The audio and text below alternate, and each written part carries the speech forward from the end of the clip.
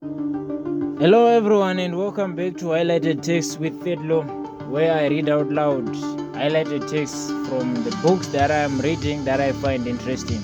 So, today we are looking into Can't Hurt Me by David Goggins.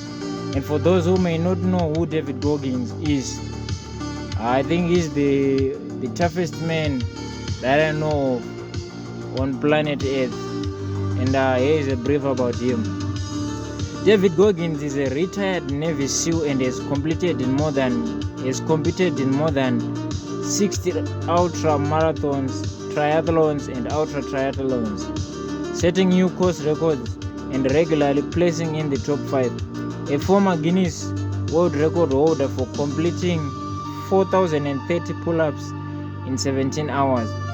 He is a much sought after public speaker who shared his story with the staff of Fortune 500 companies, professional sports teams, and hundreds of thousands of students across the country.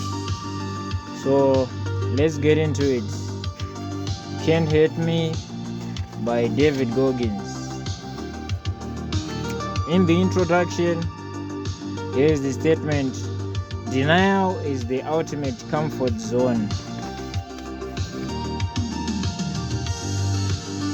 But the truth is, we all make habitual self-limiting choices. There will always be the 1% of us who are willing to put in the work to defy the odds. Heraclitus, a philosopher born in the Persian Empire back in the 5th century BC, had it right when he wrote about men on the battlefield. Out of every 100 men, he wrote, 10 shouldn't even be there, 80 are just targets, 9 are the real fighters, and we are lucky to have them, for they make the battle. From the time you take your first breath, you become eligible to die. You also become eligible to find your greatness and become the one warrior, but it is up to you to equip yourself for the battle ahead.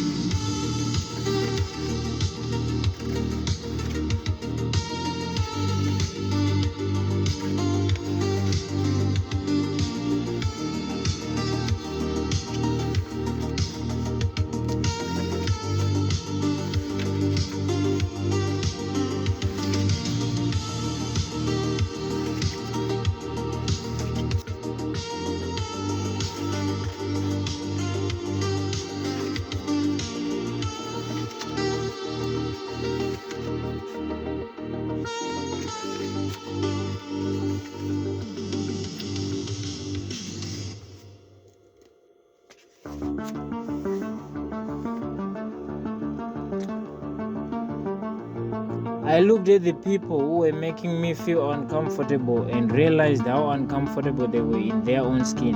To make fun or to try to intimidate someone they didn't even know based on race alone was a clear indication that something was very wrong with them, not me. But when you have no confidence, it becomes easy to value other people's opinions, and I was valuing everyone's opinions without considering the minds that generated them.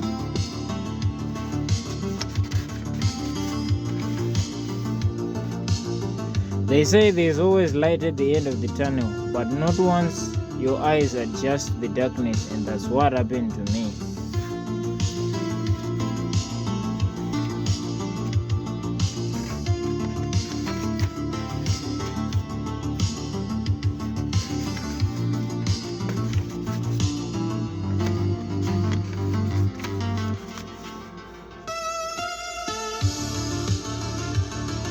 That's when I first realized that not all physical and mental limitations are real, and that I had a habit of giving up way too soon.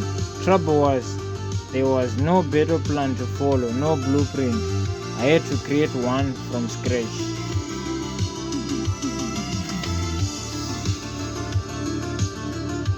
You cut corners and you are not gonna fucking make it.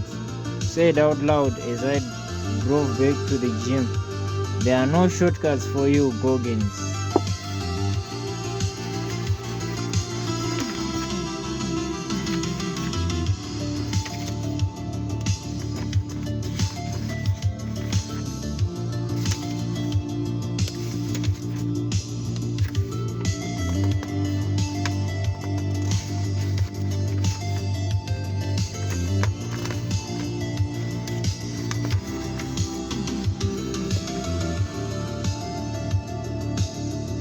Taking souls is a ticket to finding your own reserve power and riding a second wind. I'm not suggesting that you try to dominate someone or crush their spirit. In fact, they never even need to know you are playing this game. This is a tactic for you to be your best when duty calls. Know the terrain you are operating in, when and where you can push boundaries, and when you should fall in line. Next, take inventory of your mind and body on the eve of battle. List out your insecurities and weaknesses as well as your opponents. On the other hand, people who are secure with themselves don't bully other people. Sometimes the best way to defeat a bully is to actually help them.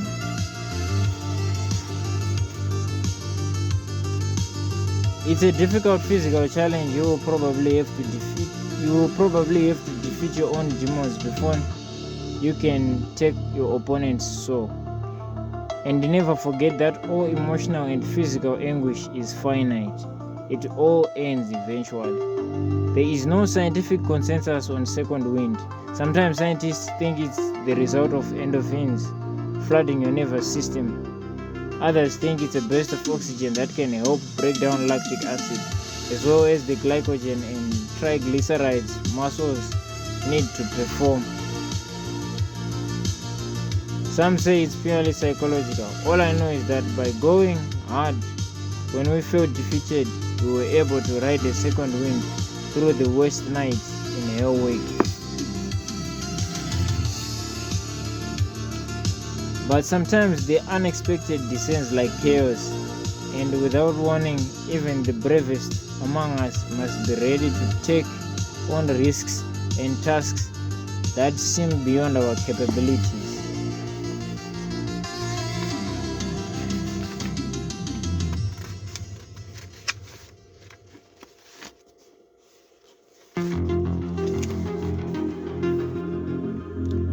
But over time, after thousands of reps, my palms build up a thick callus as a protection. The same principle works when it comes to mindset. Until you experience hardships like abuse and bullying, failures and disappointments, your mind will remain soft and exposed. Life experience, especially negative experiences, help callous the mind. But it's up to you where that callus lines up. If you choose to see yourself as a victim of circumstance into adulthood, that callus will become resentment that protects you from the unfamiliar.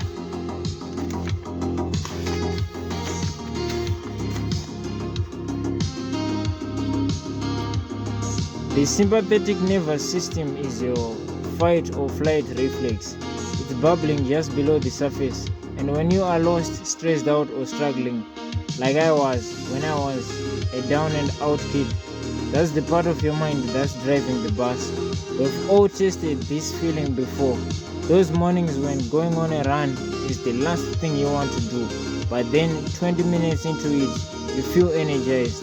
That's the work of the sympathetic nervous system.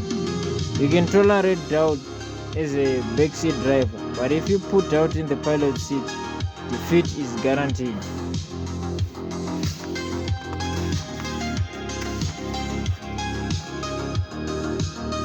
There is no shame in getting knocked out.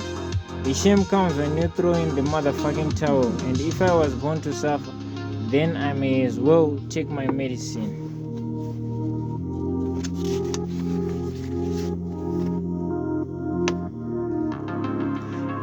In a human being, your character is your foundation, and when you build a bunch of successes and pile up even more failures on a fucked up foundation, the structure that is the self won't be sound.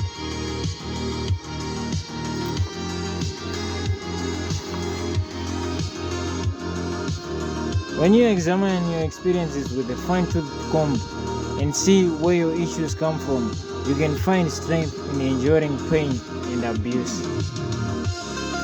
Then again, like the Taoists say, those that know don't speak, and those who speak well, they don't know jack shit. Classic mistake of measuring himself against others in his class. Also, he was talking about a guy in class 235 who was measuring himself against others in class instead of being a teammate. I was purposefully beating them down, almost like I made guys quit. It was a check mark on my helmet.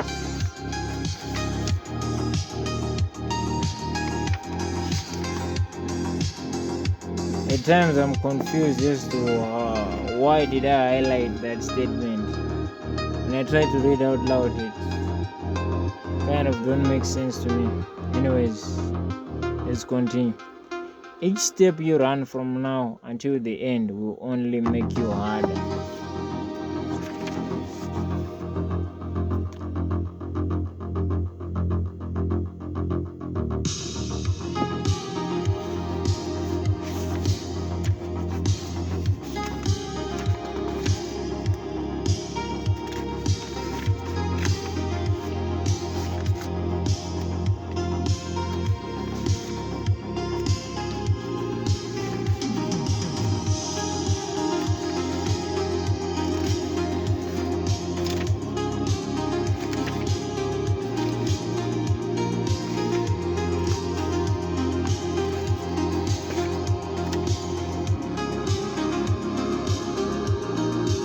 I'd run 70 miles in 12 hours with no training, and this was my reward.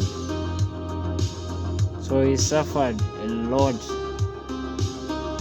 after running 70 miles without any training.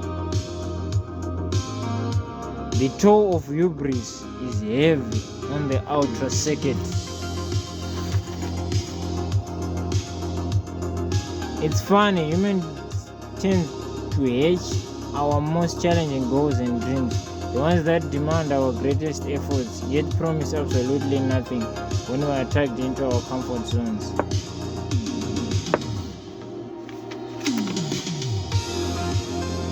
The feeling of being that kid locked in a moment of gratitude for a simple gift like a cookie came back to me. Also, here he was talking about an interesting concept that he calls a cookie jar, where you store the evidence of your previous, let's say, successes or remarkable achievements, such that when you are in a difficult position and you are unmotivated, you can be able to look into that cookie jar, look for those achievements. So it will be just like taking out a cookie from a cookie jar and sort of taking in all those achievements for you to be comfortable in the moment to tackle the task in front of you. The engine in a rocket ship does not fire without a small spark first.